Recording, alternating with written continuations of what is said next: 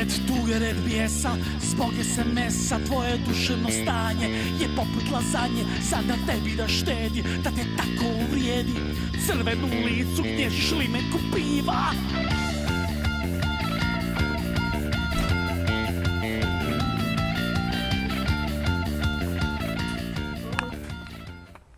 Dobar dan, ja sam Ljiljana iz udruge Suncokret. Ovo je naša udruga, to je udruga s ljudima s posebnim invaliditetom.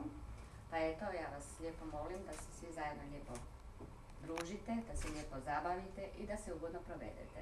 Jedan pljesak, molim.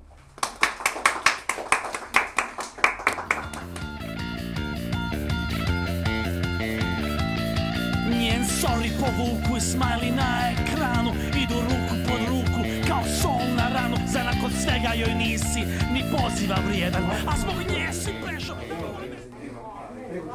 Darko, reći, što si sad rekao da ne idemo sad? Ne idemo snimiti, to se trebamo početi onda, ili? Pa će se prići ovo. Ona je mjesto. Ako ćete snimati, onda mora biti brzo. Pa imamo dva intervjua, ti, ja i ti za to. Da. To može biti igra. Miješana, ko je još miješana? Naziv radionice video aktivizam. Zapravo se ovdje radi o radionici za udruge, znači gdje su došli brojni aktivisti u organizacijama civilnog društva, a koristimo video kao jedan način aktivističkog djelovanja u zajednici. Eto, jednostavno, tak je nastao video aktivizam. Recite nam koje su tri najvažnije stvari koje bi predstavnici udruga trebali znati da snime jedan dobar film?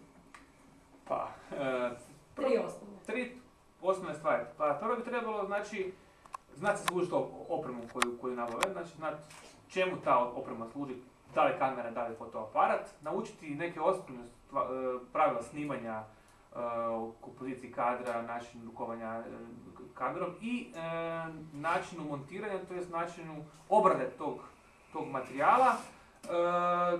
Da li neko poluprofesionalnu ili profesionalnu montažu nije bitno, nego samo da to ne stoji negdje u ladici taj materijal, da ne propada bez veze i da se to nekome može pokazati. To je najbitnije u biti. Mi to sve snimamo da nekome možemo nešto pokazati. Zapravo trebate prvo znati razlog zašto to snimate. Prije svega da znate kad to radim, što mi je cilj.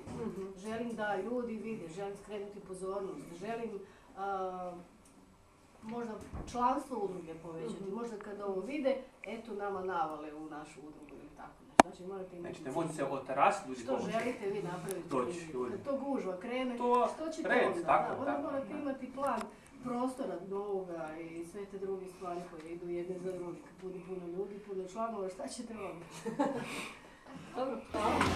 Nije sve tako sivo kad imaš s nekim otiš na pivo. Nije sve tako sivo. Nije sve tako sivo.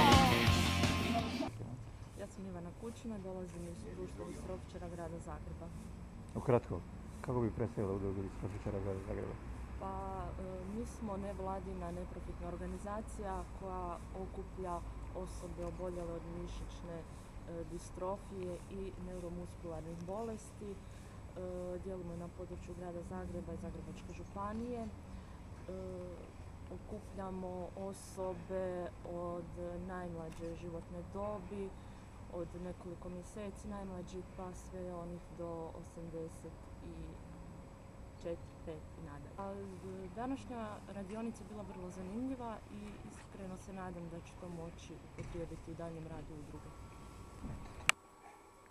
Evo, sad možemo snimiti film. Nije sve tako sivo kad imaš s nekim otiš na pivo.